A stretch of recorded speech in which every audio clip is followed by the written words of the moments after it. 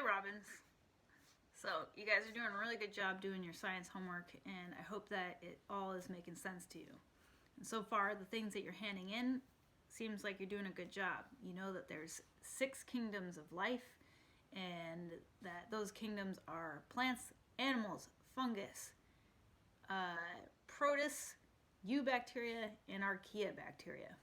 You guys are also doing a great job of remembering that out of those 6 kingdoms of life, 2 of those kingdoms have prokaryotic cells on the inside, meaning that if you were to take one of those organisms and snatch it up and then crack it open to see what's happening on the inside of the cells, that you would find that there wasn't much going on the inside. Those prokaryotic cells are boring. Not really boring, but not a lot going on. Whereas the other 4, plants, animals, fungus, and protists, these are all eukaryotic organisms. So we already know that if you have eukaryotic cells, that means that your cells are going to be much more complicated. They can do more things than the prokaryotes over here. So the thing about the eukaryotes is that they're a little bit tricky because you can either be a multicellular eukaryote or a unicellular eukaryotic organism. So what does that really mean? Well, a single cellular eukaryotic organism might be something like this. Boop. Right? The whole cell is right here. And you might be looking at this and saying, wait a second, Haley, that is a prokaryote. But it's not. It's actually a eukaryote.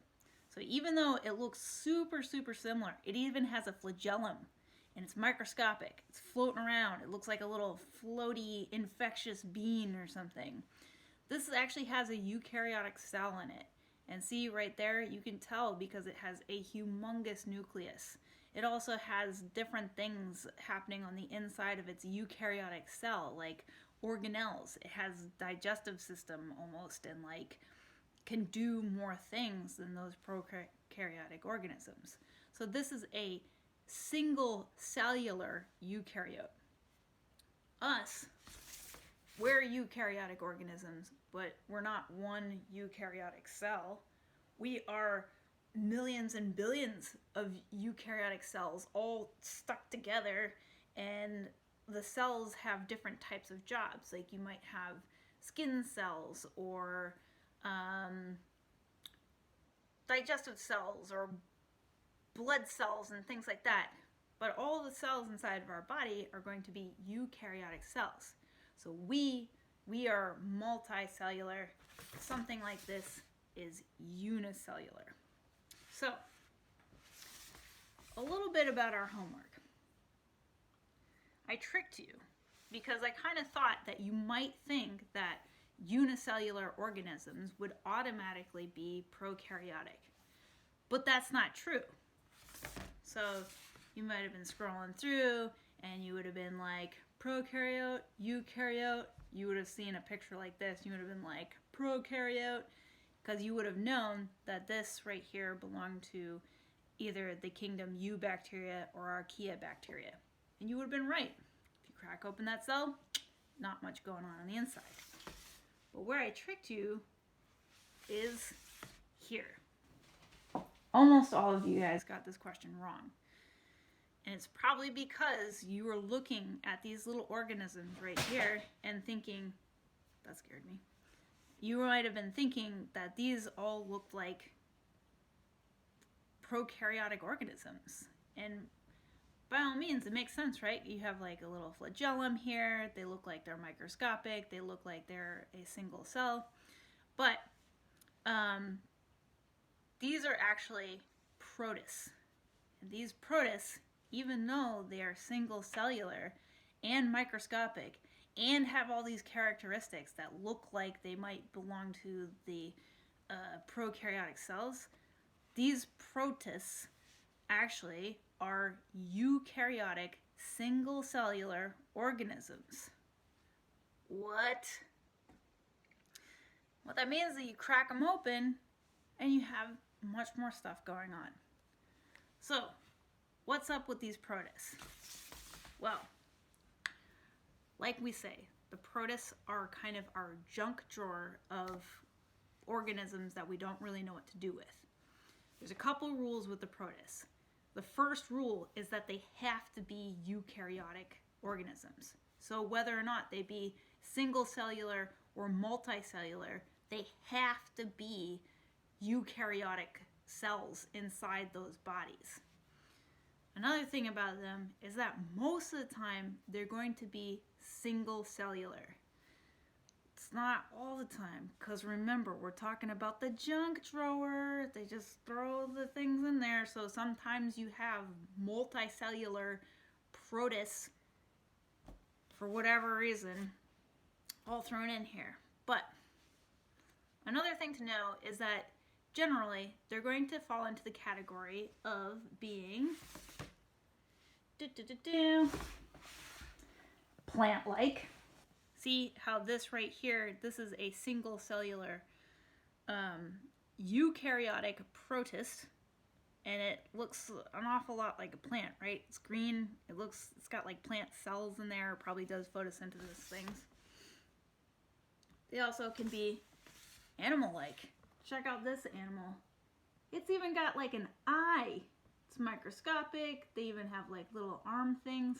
And these ones right here are single cellular eukaryotic protists.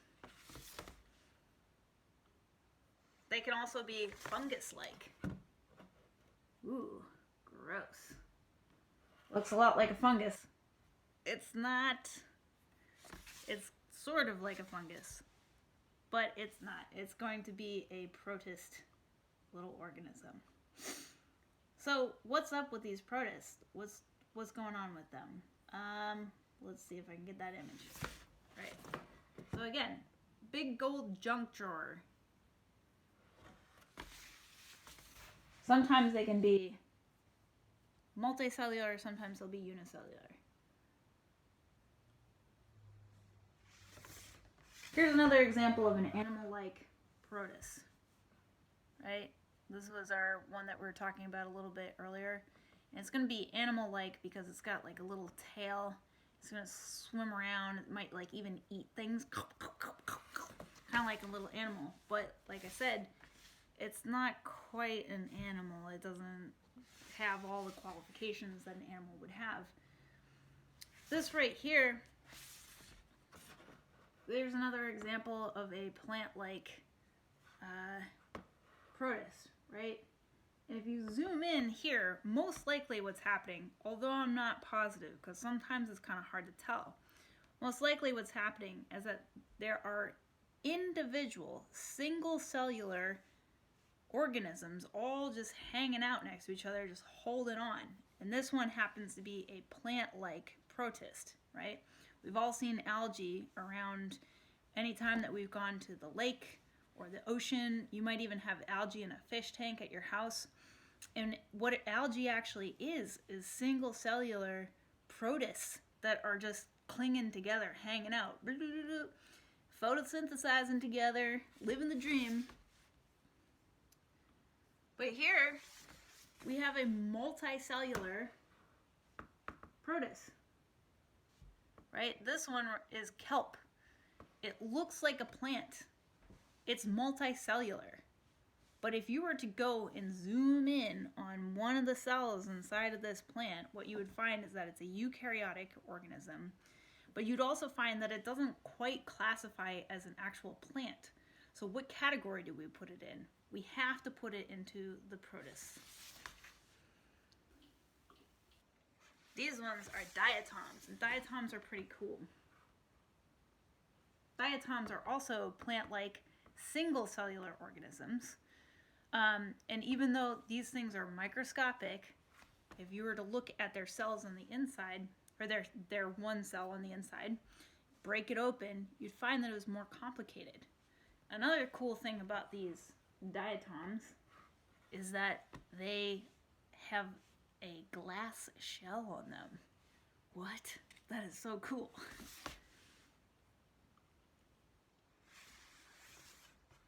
This one is more of a fungus-like protist, right? We've probably, if you've helped anybody out in their garden and were able to witness the dreaded late blight, ugh, let me tell you how many seasons have been brought down to an early end due to the late blight.